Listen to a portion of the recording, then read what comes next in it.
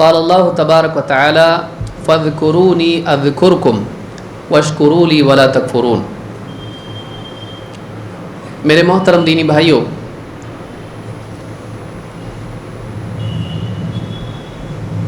اللہ رب العالمین کی یاد، اللہ تعالیٰ کا ذکر انسان کے دل کے لیے ویسا ہی ہے جیسے انسان کے بدن کے لیے روح کا معاملہ ہے۔ اگر انسان کے دل سے اللہ کی یاد منقطع ہو جائے، اگر دل اللہ کو یاد کرنے سے رک جائے، اللہ تعالیٰ کا ذکر، اللہ کی یاد چھوڑ دے، تو دل کے لیے یہ موت ہوتی ہے۔